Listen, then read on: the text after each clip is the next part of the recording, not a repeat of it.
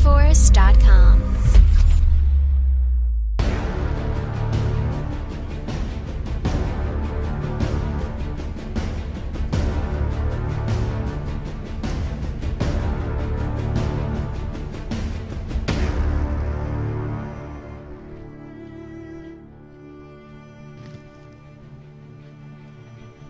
Hello guys, and welcome to our next full-length painting tutorial, where today we are going to do a Drukhari witch in the style of Lords of the Iron Thorn. I've got an army done in this colour scheme, so thought it'd be really cool to show you something that's an alternative to the normal stark edge highlight that you see. So we've got the model primed in black. And first thing we're going to do is we're going to use lead belcher. Now I'm going to do this to speed it up. I'm going to do this through an airbrush. So I have mixed the paint up with some medium in another pot, just to make sure it goes through the airbrush a bit better. Otherwise you can do the exact same thing with slightly thinner coats than are in the pot and a large brush. The main aim of this is that we're going to coat the whole model in silver. Now I don't prime the model in a silver because I feel that you'll still need to add that coat of paint on top afterwards, and the black primer layer makes the silver a little bit darker, so I just think it works much better for the overall effect. So if you are able to use an airbrush, then great, it's going to be a bit quicker, and we're just looking to coat the whole model, everything, gun, weapons, face, the lot, because it will just make it so much faster to fill in all of the details around the silver, as the bulk of the model is going to be silver. Now if you're not going to use an airbrush, then just as usual, thin your paint down and just use a nice big brush and get all over that model, making sure you're not pooling the paint up anywhere and that you're not losing any of that detail. And once you've gone all the way across with that, we will move on to the next step. So once that's fully dry, we're now going to wash the entire model, and for this we're going to use Games Workshop's Nuln Oil. So now for this effect that I've gone for, I've just used the normal Nuln Oil. Games Workshop now do the metallic or the glossy versions of some of the shades. Which basically mean you don't, if you're applying the normal shades, they provide a matte finish afterwards, so any golds or silvers or other metallics, it will actually dull them down, which for things like gold you might not want to do that, but for this it's absolutely fine, because then the next stage we're going to do here is we're going to take Stormhost Silver and we're going to dry brush over again the entire model, catching all the sharp edges and the raised areas, just to add a little bit more detail to that armour before going on to the other steps.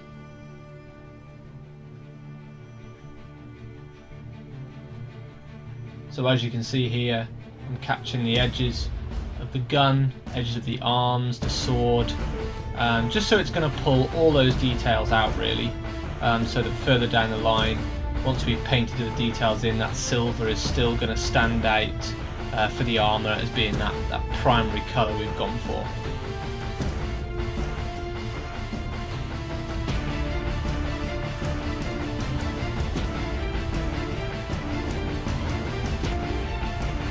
So again, just do that over the entire miniature, and you can do this as much or as little as you want. I'm just making sure I've got a nice even coating of the dry brush there, and we're ready to move on to the next step.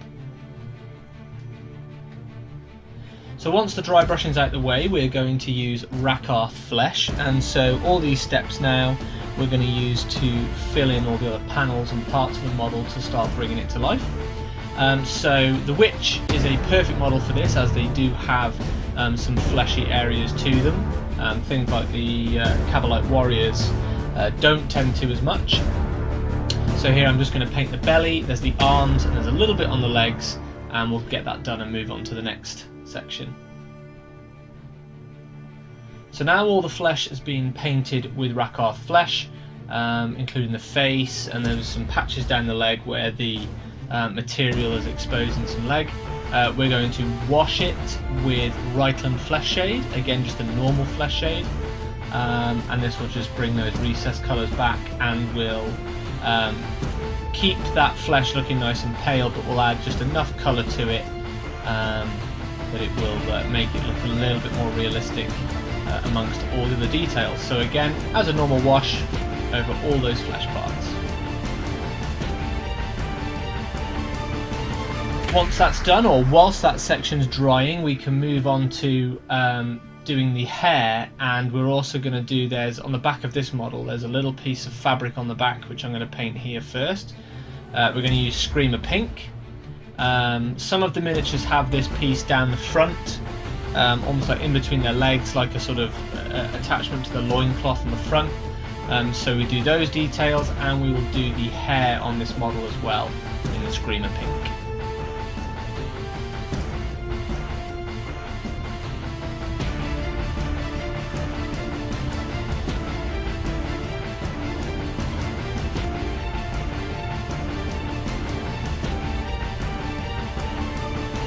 So there we go, that's what the model looks like now that that's completely blocked in with the pink, and by this point the flesh will be pretty dry. Now we're going to use Incubi Darkness, which is the other primary colour for the Lords of Iron Thorn, and I'm going to do this on the face mask of the model, and I'm also going to do it on the right hand side glove, just because I like having sort of odd patterns where one side is painted one thing and one side is painted the other. So here we can see when that's completely finished, done all the face mask, and I've done that glove. And you can mix it up between the models and the unit as well, just to keep it, you know, nice and mixed up amongst there, so you've not just repeated the same thing. And the last colour that's the primary part of the Iron Thorn armour is the Corn Red, and you normally see this on the front of the vehicles if you've seen the colour scheme. But we're going to paint the left shoulder pad for this.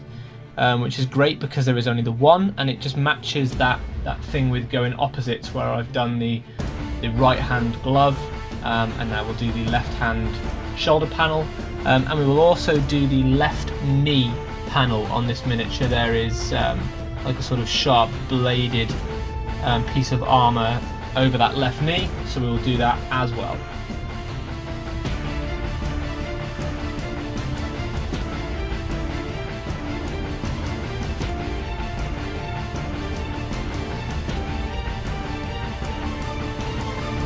So you can see now that red breaks up the armour quite nicely, adds another colour onto the model, and we're starting to really move along now with this.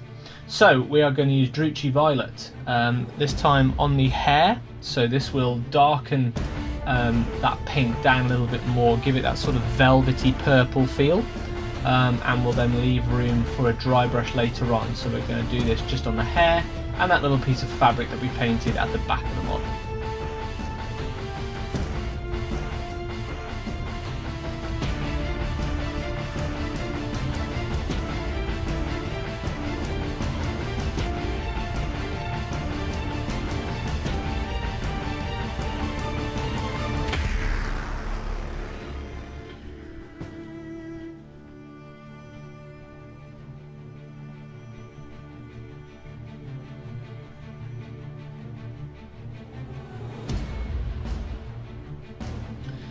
So now once that's dry, we're going to move on to the gun, and we're going to use Warplock Bronze for this.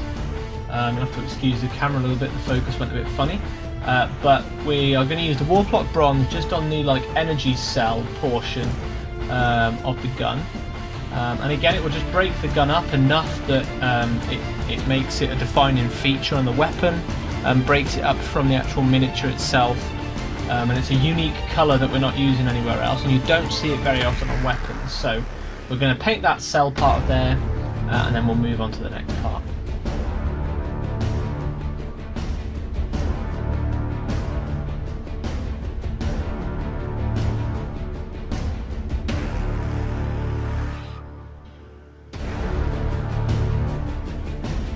So now that part of the miniature is nice and dry, the shades that we've painted have dried off, and we're going to now paint on the back of this model, and on the back of the witches especially. There's like the sort of energy cell packs and things that they would use for the weapons. So given that a lot of the Drukhari weaponry is poisonous, I thought we'll go for this sort of poison feel amongst the weapons. So we're going to use Warpstone Glow to start with, and we're just going to do a straight base coat onto these energy cells, all the way up to the top, just leaving a little bit of a silver ring at the top so it almost imitates like a cap, making sure to catch the bit underneath, and we'll get those done. So now that that's done, we're going to just add a little layered highlight of moot green, and all we're going to do for this is go over those energy cells again, leaving a very tiny bit of that dark green at the top by the section we're keeping as the lid, and leaving the underneath of the energy cell that dark green, so that as we view the miniature from certain angles it will still give it that idea of a shade.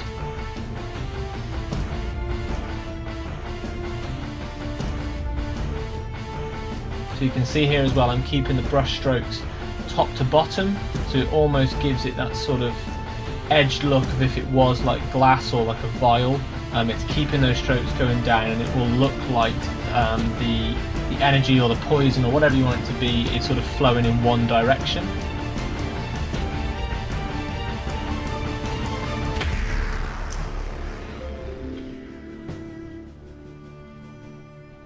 So now, keeping with that poison theme, we are going to move on to the blade itself. So for this I'm going to use Tamiya Clear Green. Now if you've watched any of our other videos, you've seen that I've used the Tamiya Clear products for some other effects, and this really shows how versatile they can be.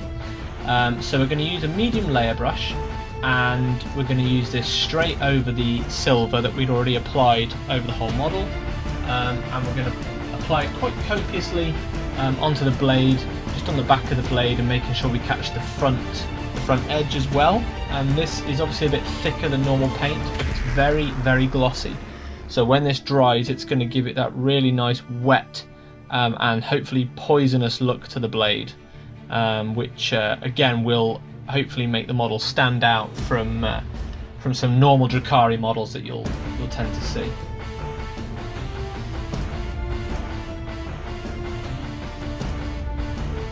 So now we're going to go back to the gun for the last piece of highlighting on the gun.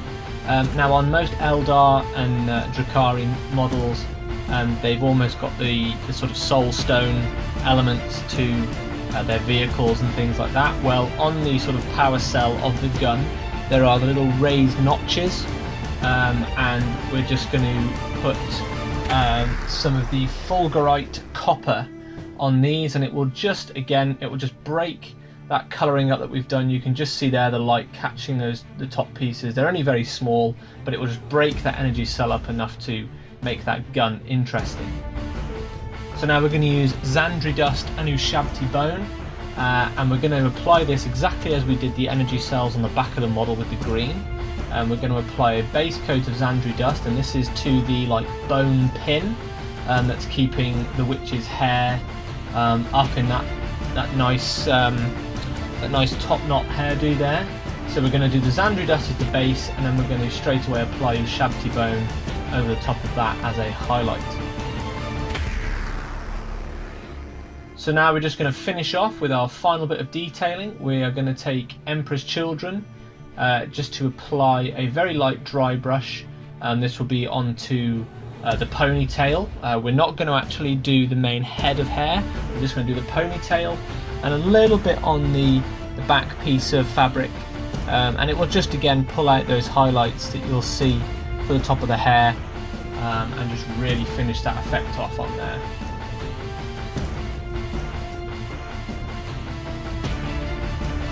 Making sure to catch those raised edges, going all the way around that ponytail.